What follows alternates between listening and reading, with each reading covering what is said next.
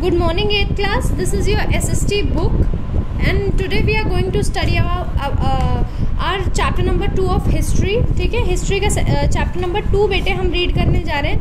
Chapter का नाम क्या है? The establishment of companies law. यानी क्या है इसके बाद इसमें कि कब जो हमारा कंपनी की पावर थी, जो कंपनी थी, जो हमारी ईस्ट इंडिया कंपनी थी और बाकी कंपनीज थी, वो कब जो है हमारे देश में इस्टेब्लिश हुई.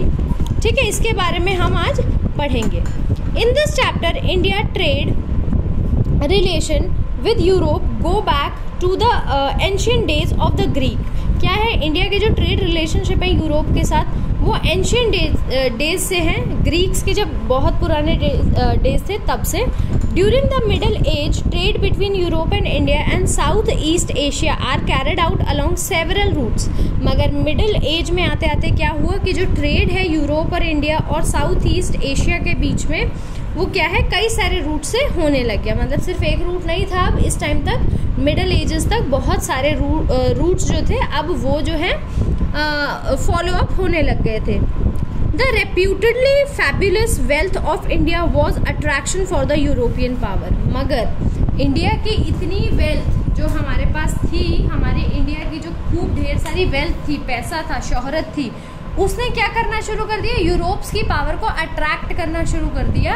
अट्रैक्ट इन द सेंस कि उनको लालच देना शुरू कर दिया कि इनकी बहुत ज़्यादा इनके पास शोहरत है. Portugal and Spain, whose seamen were sponsored and controlled by their government, began a great era of geographical discovery. अब बेटा क्या था, जो पोर्टुगल और स्पेन जो था उसके जो सीमेंस थे वो स्पॉन्सर और कंट्रोल, यानी उनकी गवर्नमेंट ही उनको स्पॉन्सर यानी पैसा वैसा देती थी और कंट्रोल भी वही करती थी. Begin a great era of geographical discoveries. तो उन्होंने एक ग्रेट एरा शुरू किया. जोग्राफिकल डिस्कवरीज मतलब प्लेसेस को सर्च करना ट्रेड के लिए. The 17th and 18th century were witnessed of an enormous increase in world trade. और जो 17 और 18 है सेंचुरी, उसमें जो ट्रेड है वो बहुत ही तेज़ी से फैलने लगा हर जगह. As the English East India Company ruled the Indian Sea free of all European rival, they acquired India in no time. अब क्या था कि जो इंग्लिश ईस्ट इंडिया कंपनी थी उसने पूरे इंडियन सी पे जो है वो कब्जा कर लिया था, क्योंकि उनके ऊपर कोई भी यूरोपियन राइवलरी से वो फ्री थे, उनका कोई दुश्मन इतना था नहीं, इतना स्ट्रॉन्ग. तो उन्होंने क्या किया, इंडिया जो है बहुत ही जल्दी हथिया लिया, क्योंकि इंडियन सी उनका था तो आराम से उन्होंने सारी चीज़ें ट्रांसफ़र करी, उनके लिए इजी रूट हो गया.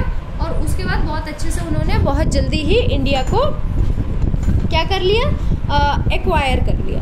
ठीक है. In the ancient and medieval time, अब क्या हुआ एंशियंट और मेडिवल टाइम में, क्या हुआ बेटा, एंशियंट और मेडिवल टाइम में क्या हुआ, the Asian part of trades was carried out mostly by the Arab merchants and sailors. क्या हुआ एंशियंट और मेडिवल टाइम में, जो एशियन पार्ट्स था ट्रेड का वो कौन चलाने लग गया, अरेबियन मर्चेंट्स और sellers. While the Mediterranean and European part were virtually the monopoly of the India. और जो मेडिटेरियन और यूरोपियन पार्ट थे वो वर्चुअली मोनोपोली थे इंडिया के. ठीक है. Goods from Asia to Europe pass through many states and many hands. जो गुड्स आता था एशिया से यूरोप में वो कई सारी स्टेट से पास होता था और कई सारे हैंड्स यानी कई सारे लोगों के द्वारा. ठीक है. Yet the Indian trade remains highly profitable. मगर तब भी जो इंडिया का ट्रेड था वो बहुत ज़्यादा प्रॉफिटेबल था. This was mostly due to the pressing demand by the people of Europe for eastern spices in European market. अगर इंडिया का ट्रेड तब भी प्रॉफिटेबल क्यों था, क्योंकि इंडिया के जो मसाले थे, स्पाइसेस थी, उनकी जो डिमांड थी वो बहुत ही ज़्यादा थी. The old trading routes came under Turkish control and they began to plunder the traders on their way to Europe, so that these routes were abandoned by the traders and were closed. क्या हुआ, जो पुराने trades थे बेटा Turkish के control में थे और उन्होंने क्या करना शुरू कर दिया, ट्रेडर्स को रास्ते में परेशान करना शुरू कर दिया, छीना झपटी शुरू कर दी. तो क्या हुआ, तो इसी कारण की वजह से जो वो वाला रूट था वो उनको बंद करना पड़ा, क्लोज करना पड़ा. The west European states and merchants were keenly interested to find a new sea routes. मगर वेस्ट यूरोपियन स्टेट्स जो थी उनको बहुत ही ज़्यादा इंटरेस्ट था कि नया रूट वो ढूंढे, क्योंकि उनका जो ये था क्या कहते हैं ट्रेड था बहुत ही ज़्यादा अच्छा चल रहा था. Therefore they began to search for a new and safer sea route to India. तो अब उन्होंने क्या करना शुरू कर दिया, एक नया सी रूट ढूंढना शुरू कर दिया जो उनके लिए सेफ हो, ठीक है. And the spice island of Indonesia then known as East Indies. और फिर क्या हुआ, उनको क्या मिला, स्पाइस आइलैंड ऑफ इंडोनेशिया, जिसको उस टाइम पे ईस्ट इंडीज भी कहते थे. जैसे अभी आपने सुना होगा रिसेंटली एक वेस्ट इंडीज है, तो ये वाला जो पोर्शन था ये ईस्ट इंडीज था. The first step were taken by Portugal and Spain, whose sea explorer were sponsored and controlled by the government. जो first step था वो पोर्टुगल्स ने लिया था और स्पेन ने लिया था, जो sea explorer were sponsored and control by their government. उनका भी जो सी रूट था, सी का जो था, सब स्पॉन्सर कौन करता था और कंट्रोल कौन करता था बेटे, गवर्नमेंट ही करते थे. Who began a great era of geographical discoveries. और उन्होंने क्या स्टार्ट किया, ग्रेट एरा स्टार्ट किया जोग्राफिकल डिस्कवरीज का, यानी कंट्री, स्टेट्स और मतलब आसपास के एरिया को छानना शुरू किया. Henry the ruler of Portugal, who is known as Henry the navigator, encourages the sailor of his country. और जो हेनरी था, रूलर था पोर्टुगल का, जिसको हम हेनरी द नेविगेटर भी बोलते हैं, उसने क्या किया, सेलर्स को इनकरेज किया अपनी कंट्री के. Bartholomew Diaz, a Portuguese sailor, arrived at the southern end of the Asia after facing a lot of difficulties in 1486. और एक जो था हमारा पोर्टुगल सेलर था, वो सदर्न जो एंड है अफ्रीका का, वहाँ पर पहुँच गया था, मगर बहुत ही ज़्यादा उसको डिफिकल्टी फेस करनी पड़ी थी. 1494 Columbus of Spain set out to reach India and discover America instead. और कोलंबस जो है स्पेन का, उसने मतलब इंडिया पहुंचने की कोशिश की, मगर उनको क्या मिल गया, उसकी जगह पे अमेरिका मिल गया. In 1498 Vasco da Gama of Portugal discovered and all sea routes from Europe to India. मगर वास्को ड गामा जो थे 1498 में उन्होंने सारे सी रूट्स यूरोप से इंडिया के डिस्कवर कर लिए थे. He sailed around Africa via the Cape of Good Hope and reached the Calicut in Kerala. और उन्होंने मतलब जब वो सेल कर रहे थे अफ्रीका से, ठीक है, कहाँ से उन्होंने सेल करना शुरू किया, केप ऑफ गुड होप से, और कहाँ पहुँच गए, कैलिकट, जो उस टाइम पे केरला में एक जगह का नाम था.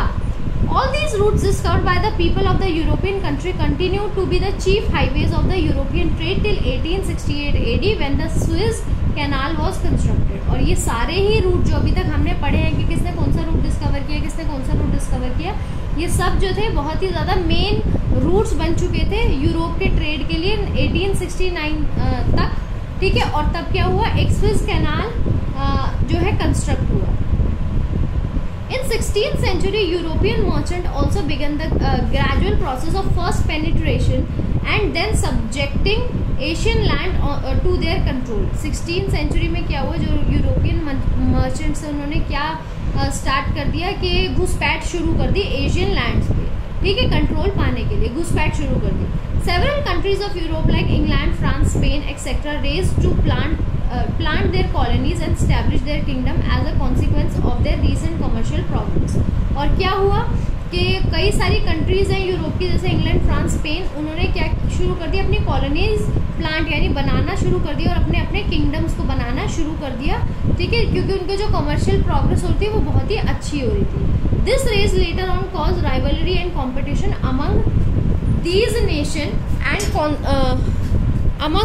nations and consequently they ragged several wars against one another in their subsequent colonies in Asia and Africa. मगर क्या हुआ, थोड़े ही टाइम में यूरोपियन में और किस में बेटे, यूरोपियन में और जो हमारे आसपास के ये थे ना, हमारी यूरोप की कंट्रीज थी, इंग्लैंड, फ्रांस वगैरह, इनमें जब ये अपनी कॉलोनी स्टैब्लिश करने लग गए अपना, तो क्या हुआ, इनमें उस टाइम पे कंपटीशन भी बहुत ज़्यादा बढ़ गया और ये एक दूसरे के दुश्मन बन गए, एक दूसरे से जलने लगे और एक दूसरे की मतलब इनमें कई सारी वॉर्स भी हुई.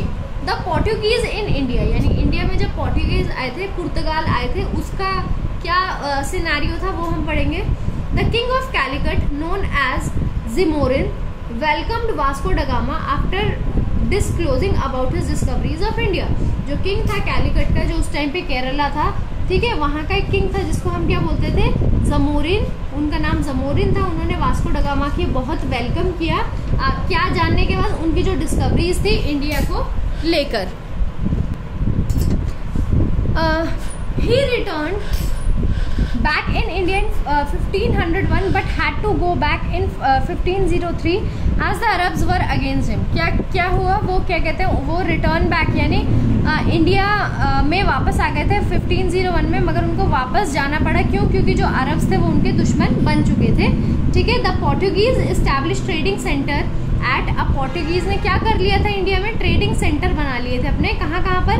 कैलिकट में, कोचीन, कैनर। ठीक है। After the departure of Vasco da Gama the Zamorin of Calicut at the investigation of the Arabs attack the Portuguese but was defeated.